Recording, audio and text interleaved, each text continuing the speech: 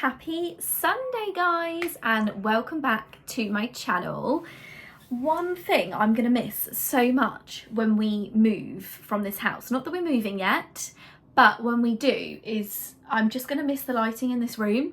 It's just perfect because we've got like a window behind the camera, and we've got a window on the right hand side, and because the house is south facing from like all angles basically, the sun just beams in this room. It's just chef's kiss.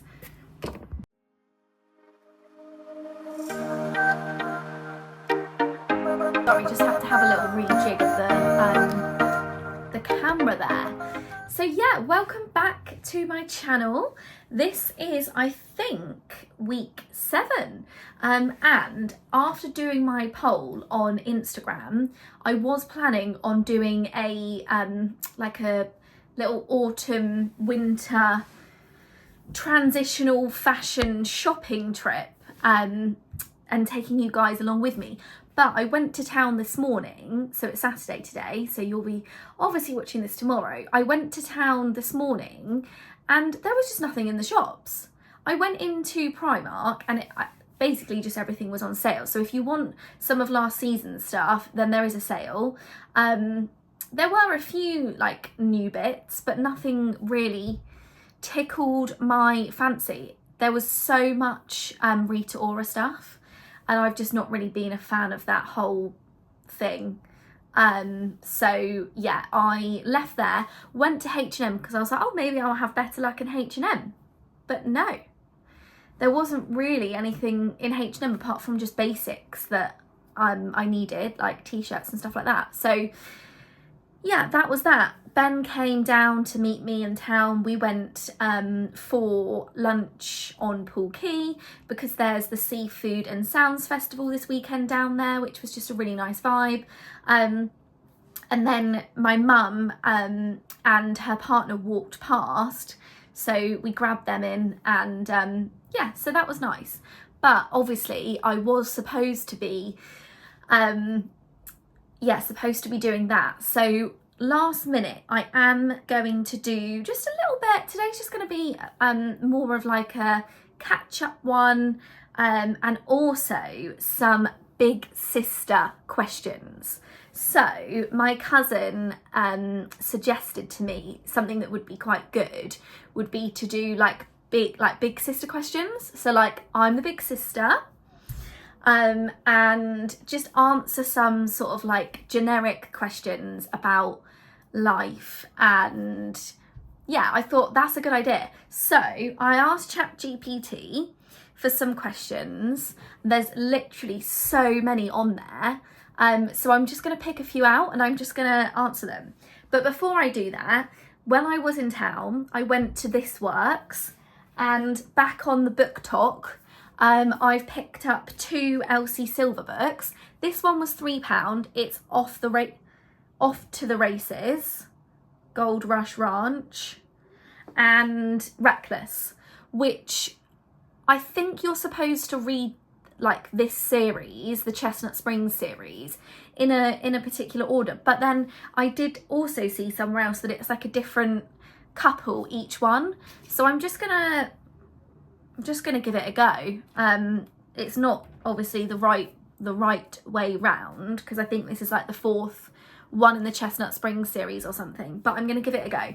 But so much cheaper, basically. Did I say? Yes, that was £3 and this was £2.50.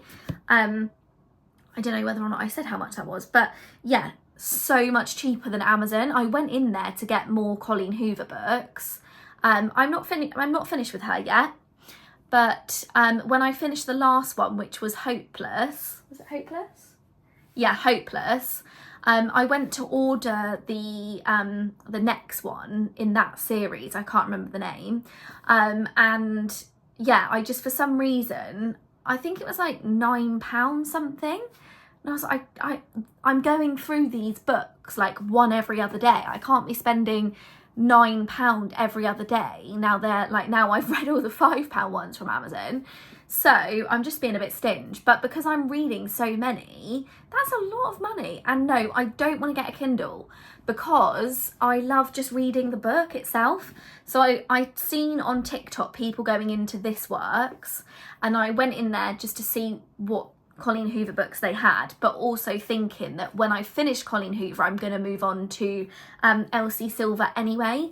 And then, yeah, they had 2 Elsie Silver books, no Colleen Hoovers. So I'm going to give this one a go first. Apparently, I'm going to fall in love with all of the characters, like I have in Colleen Hoover world. This one is a bit different. I've not seen this one come up on TikTok or anything, but I'm sure I will love it. So, yeah. I'm going to give that a go and see how I go. So yeah, it's basically, well, in 48 hours, I'm going to be more than halfway through my first day at my new job. I've not said where I'm actually going to work yet, which I will do once I've done my first week. I just want to, well, there's no particular reason why I'm keeping that under wraps or anything. I haven't announced it sort of on my LinkedIn yet or anything.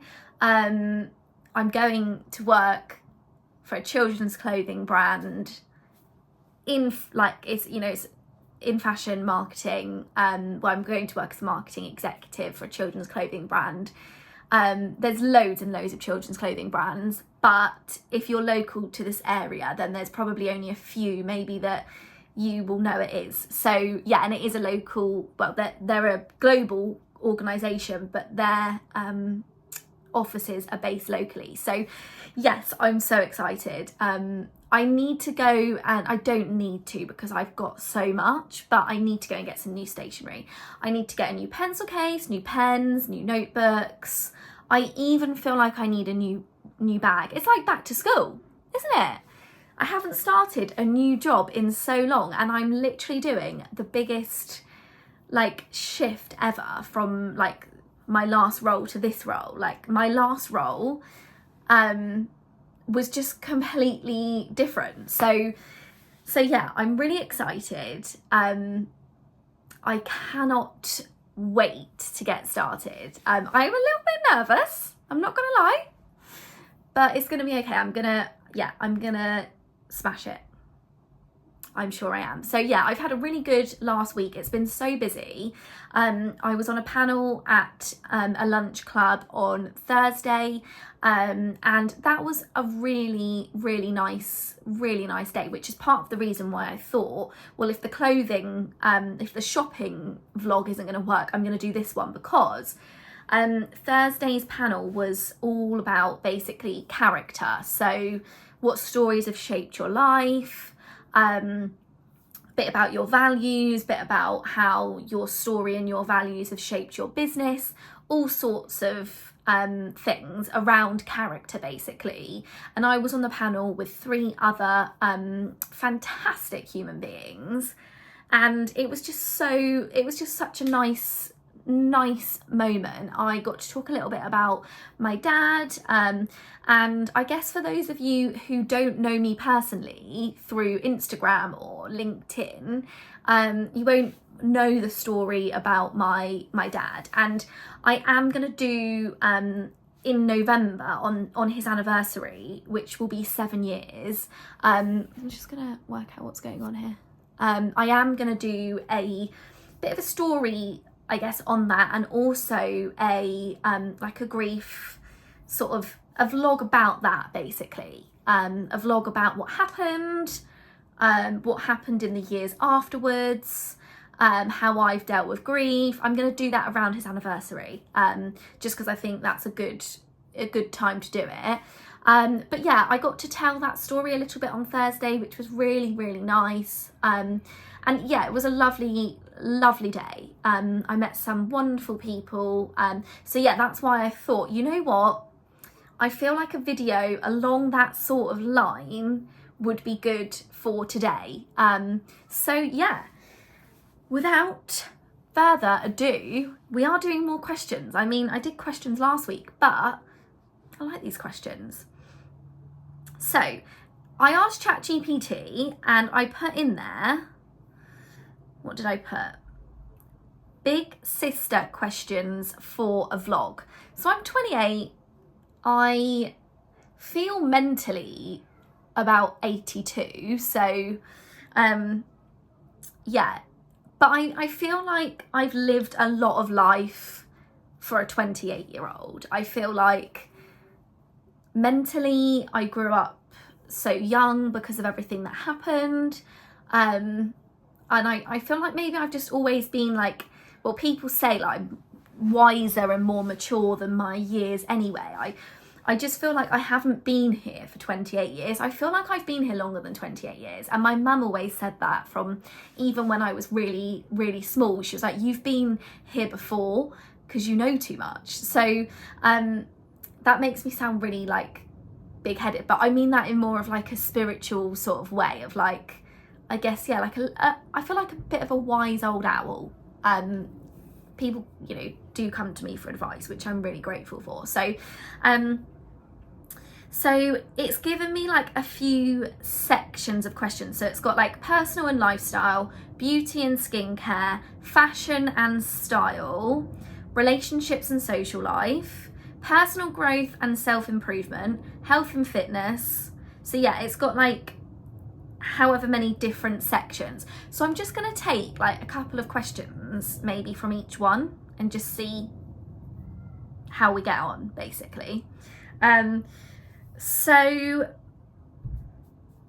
personal and lifestyle advice. What do you wish you knew when you were younger? Now that is a good one. So I used to be such a worrywart. I think it was my mum that bought me a worry angel when I was younger. I used to get so het up, and I really like vividly remember this. At the weekend, I would be so worried about the week. Yeah, so every, sorry, this camera is just having a mare this week. Yeah, so I used to get so worried basically every weekend about going to school on a Monday and not having done my homework right. So this is such a silly thing to be worried about, but that just shows you the extent of how much I used to worry about everything. I had a very, well, it's irrational. So it's a rational fear, not an irrational fear, if that makes sense. It's a very rational fear for me to be this scared of fire, but I was terrified of fire. I couldn't sleep at night because I was so worried about fire. Never even had a fire in the house, so I don't know what that was about.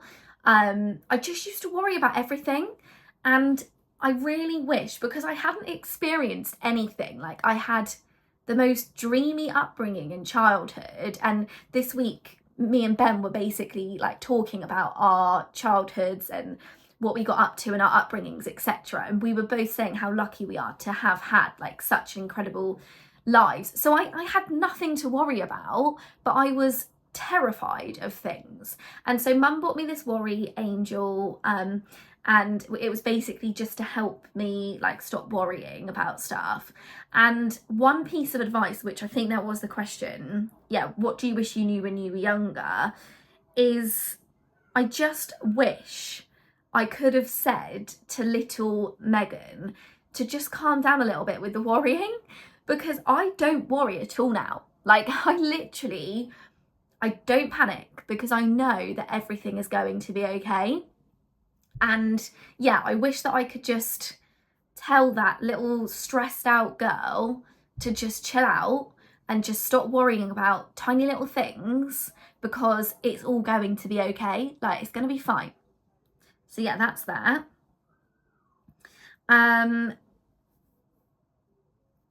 How do you stay motivated to reach your goals? I think that's a good one. You are never going to be motivated to 100% 24 hours of the day, 7 days a week. Like that's not going to happen. As a girl, especially with hormones and everything like that, some days you are going to want to stay in bed, and that is okay. first of all. It's very easy to look at people online, on social media, on like YouTube, in person, who present themselves as having their beep together, probably including myself, because I'm telling you all the good stuff that's going on in my life. And that is because I'm in a good place, I'm really happy, I'm really positive. That doesn't mean I've always been happy, I've always been positive, and I've always been motivated, because that's just a big fat lie, because I haven't. And I think it's okay to accept that you're not always going to feel 110% motivated. For a start, that's one thing. When it comes to staying motivated though, in terms of like keeping that consistent, I guess, achievable consistent level, is first of all, set your goals. So it does say on here about how do you stay motivated to reach your goals.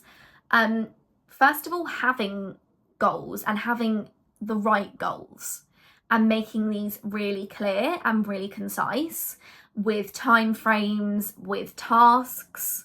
I really vividly remember growing up having my dad ask me, like, if I wanted to change something or if I wanted to make a decision, big or small, he would ask me to sit down and work out the pros and cons. And I've kept this, and I would basically like present that to him. And I now kind of do this in my head when I'm thinking of something that I want to achieve, a goal, or, you know, whatever that may be, a career change, starting a business, whatever it may be. I work out how achievable it is, first of all, and when I want to do it by, how I'm going to do it. I then know that I'm unstoppable enough to achieve it if I just go for it. If there's some structure behind it, I just go for it. And it doesn't matter if you change your mind on that. It doesn't matter if in, you know, a couple of months' time or whatever, you think, actually, this isn't the right thing for me anymore. Like, I've got a different goal now. I want to be in a different place. I want to do something different. That's fine. But I think part of the reason why I stay motivated is because whatever I'm doing it from a place of passion. There's a quote, I don't know who by, but do it with passion or not at all. And that is so true. With any of your goals, if you are not passionate about them and there is nothing logical behind why you want to do it, in terms of, do you know you can, like, do you know it's achievable? Do you know you can, like, smash it? Dream big. I'm not saying, like, keep it simple. Don't keep it simple. Dream big. But if you're not doing it out of passion, then just don't do it, because you will lose motivation. So yeah, I waffled on there, but hopefully that gives quite a good answer to that one. Lots of these I don't necessarily think are the right ones for me to answer. It says stuff like, what's the best way to handle peer pressure? Now, I've never really conformed to the world of peer pressure. I don't get FOMO, I actually get JOMO. Like, I never get, like, fear of missing out. I'm literally, I am joy of missing out. If I don't want to do something, I simply don't do it. And I've never really felt the need to try and do something just because I'm being pushed to do it. And I would 100% say, try and live by that too. Stick with your gut. If something doesn't feel right and you don't want to do it, say no. And if you lose a friend because of it, fine. They weren't the right friend in the first place. Friends are going to come and go, but the good friends will be consistent in your life, and they will never push you to do anything you don't want to do. So anyone that's pushing you to do something you don't like, leave right now. So my friends, I've got like a couple of pockets of friends, and they are all friends that I have had for 10, 15 years. Well, yeah, 15 years plus, pretty much, like my closest friends. And they have never made me feel uncomfortable. They have never pushed me to do anything I don't want to do. And that is the right friend. That is a true friend.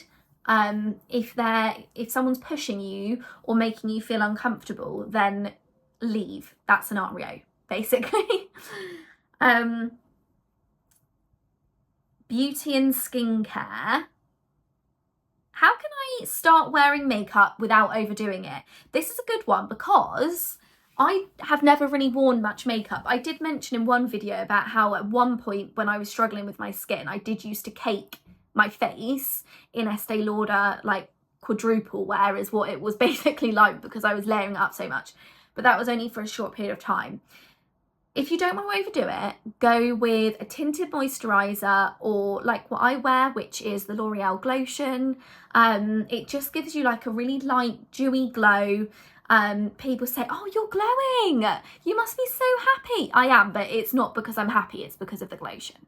So, yeah, something like that that's subtle, that you can put a bit of bronzer on, you can build it up if you want, bit of concealer, bit of bronzer, but you can still see your freckles and every perfect little bit of your face underneath. And if you want to use a little bit of mascara, that's fine. But if you're like me, a chronic eye rubber, then I like to just not really wear mascara. I just like to put a bit of face makeup on, unless I'm going out and I want to feel like I've dressed up a bit more, then I'll put a bit of mascara and like eyebrows. But otherwise, I just keep it quite natural and simple, and I feel like I've done something, but I've not had to spend a long time putting makeup on. So that I would say for that question. How do I manage breakouts and acne? So I don't really get breakouts too much anymore. I have at the minute got a couple just because I'm on my period, and it's usually only around that time of the month that I get them. But as I mentioned, I did used to actually have quite bad acne at one point, and I remember it making me feel really, really low and not going out on nights out. I was like 18, 19 at the time, and maybe a bit younger actually, and yeah, it was my 18th birthday, so it must have been before that as well. It wasn't good, and I just remember feeling so rubbish about myself and so upset. And I remember crying on that night, and it was ruining my makeup, and that paired with glasses, which at the time I wasn't confident with wearing glasses, and having glasses and acne, I just felt it was probably actually the most unconfident I've ever felt about myself. And I don't really remember how I overcame that period of time properly. I think it is just time and acceptance that it's going to get better. And I didn't have any treatment or the pill or anything for it. I just remember thinking, this is going to be hormonal. This is a natural time in my life maybe where I am going to have this. I just need to ride it out and try and feel more confident in my skin, drink more water, get out in the sun a bit more, like just to sort of give my face like, I guess a bit of sun exposure, obviously with sun cream, but like just to, you know, help me heal. I think the doctor even recommended that because I had it on like my back and stuff like that. I'm pretty sure, I don't even know if this is allowed anymore, and obviously this was 10 years ago or more now, but recommended some sun exposure just to try and help my acne. So ride through it, whether it's adult acne, teenage acne, ride through that. I didn't pile my face up with loads of creams and different products and try loads of different things, because I thought that would make it worse. So I know there's so much out there on the market, and it's so easy to get like drawn into that. But I just stuck to what I had always used, and I tried not to deviate away from that to make it flare up even more. And that worked for me. So it will get better. Let's go on to fashion and style. I like these questions. How do you find your personal style? I would say that I have only found my personal style within the last 6 to 9 months, maybe. I'm either going for the more sort of gym outfit, like this is a gym top, I've got leggings on, hair slick back, or I'm going for, I guess, more of like a corporate sort of dress. Like I like to wear blazers, smart trousers, ballet flats. That's the sort of vibe I'm going for, or I'll go with the ballet flats and jeans and a blazer. That's my style. That's how I feel most suited. That's how I feel most comfortable in my glasses. I guess I've had glasses since I was really, really young, and only over recent years have I started to wear them as more of like a fashion piece. I've got a couple of different pairs that I will swap, and that's something that I've just kind of been finding my feet with. Jewelry, I always like to wear jewelry, but I like to keep my jewelry quite dainty. Gold suits me more than silver, so those times have gone. So yeah, the other thing with my fashion is the colours are all very, very samey. I have built a capsule wardrobe, which I can do in a separate video, because I think that'll take me too long, but everything goes with everything. So I can swap out, mix and match, day to night. It's really versatile. All the jewelry matches, whatever I'm doing with my hair matches. My shoes, I've got like basically a few pairs of shoes that really match any of those outfits, and that just works perfectly for me. So that's time, and I'm sure my fashion will change as time goes on, but those basics I think will remain like quite consistent now throughout my life. So yeah. Easy ways to elevate a casual outfit for me is jewelry. If I'm going quite casual but my earrings are a bit bigger, then I just feel like I've put in a bit more effort. Just little things like that just to tweak it.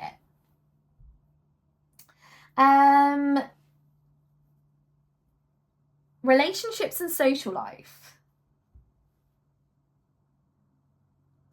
I like these ones.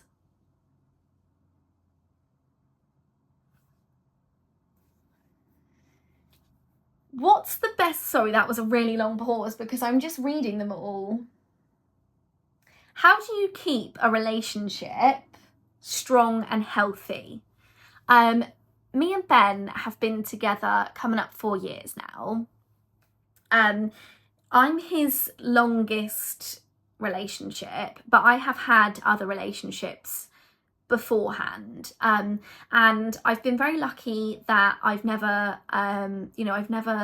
experienced any sort of nasty situations within those relationships, or like then not toxic, that sort of thing.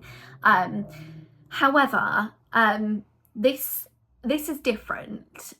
This relationship is very different. We both knew. I've got a voice note from when I left him after our first date that I sent my friends Sadie and Alice in our group chat. And I've still got it now, saying basically, that's it, I'm going to marry this guy. He's the one. And I think he basically felt the same, which is really nice. And I still think about that voice note now, and I'm going to play that at our wedding. So yeah, I think you're going to have challenges and you're going to have to work through relationships. I think especially we were in very different places when we first met. He hadn't had a long-term relationship before. I'd had a mortgage and a long-term relationship before that I'd come out of. I'd moved back home, having moved out quite young. And so we were in different places and we learned so many different things from our previous time.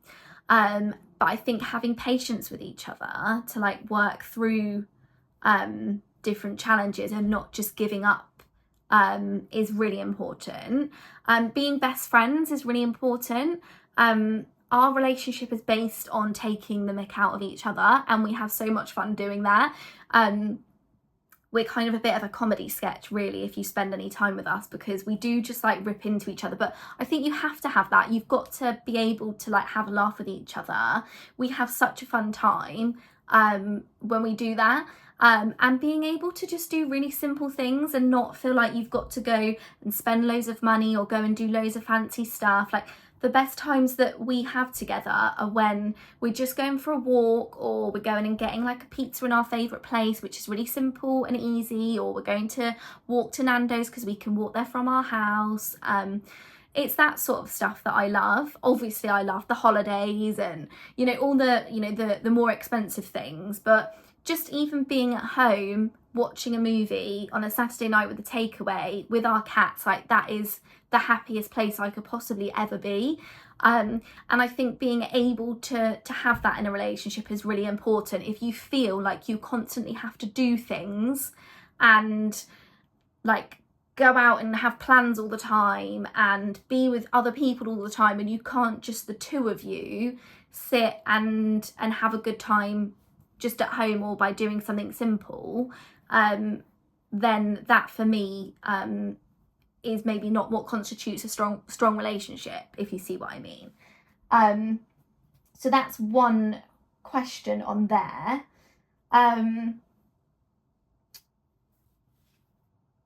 What do you do? No, let's move on to the next one. How do you know if it's time to let go of a relationship? Now that can be any relationship I'm referring to this to, not just like boyfriend and girlfriend or whatever. Any relationship that isn't serving you, sometimes you do just have to let go, and you will know when the right time is. Trusting your gut is so important. If something's keeping you up at night, then that's a sign that you need to let that go. So if you're questioning something in your life and you're thinking, that job's not quite right for me, that relationship, that friendship, that situation that I've been put in is not quite right, that is a sure sign you need to get out. You're not in the right place. So have the courage and be strong to leave that, because that means something big is coming your way.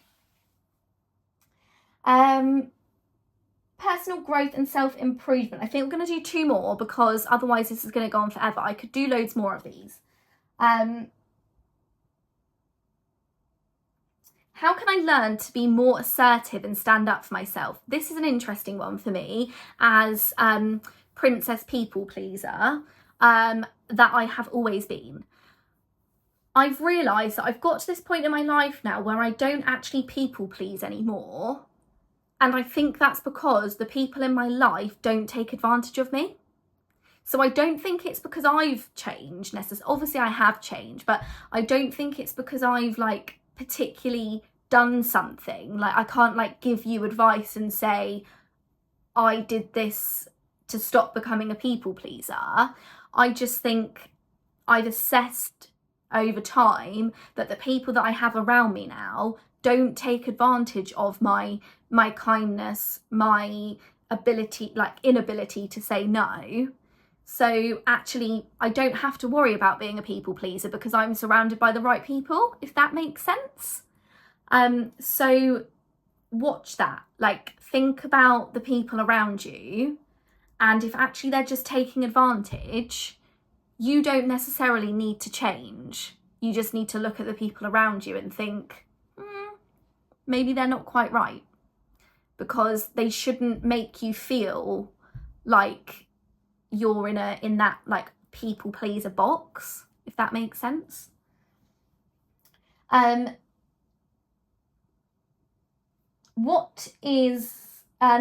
do you bounce back from a setback or a mistake?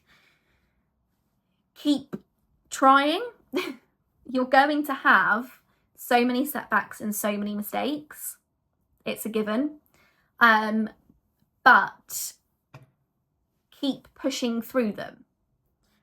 Allow yourself to mope about and feel a bit miserable about it, but get back up and try again. Give everything 150%, because if you know you've given it your best shot, and by giving it your best shot, I don't just mean give it 100%, like give it 150%. And if you know you've done absolutely everything you can, and for some reason it hasn't worked out, just try again another time, and you will get there. Just practice. Don't just give up. Just keep going, and that's how you build that resilience, by continuing to try, because you really can achieve anything if you just try hard enough and seek advice and push yourself out of your comfort zone. You can go and get what you want. And don't allow anybody to make you think differently. If there is a dream that you're chasing, then just chase it, and it doesn't matter how long it takes you to get there, as long as you get there in the end. So keep pushing through that, push through that uncomfort period and that fear, and you will get there. I know you will, because I've done it so many times. Okay, I'm gonna wrap up the questions because there are like 70 and I could quite easily answer all 70, but let me know in the comments below if you liked this video and if you want more of these.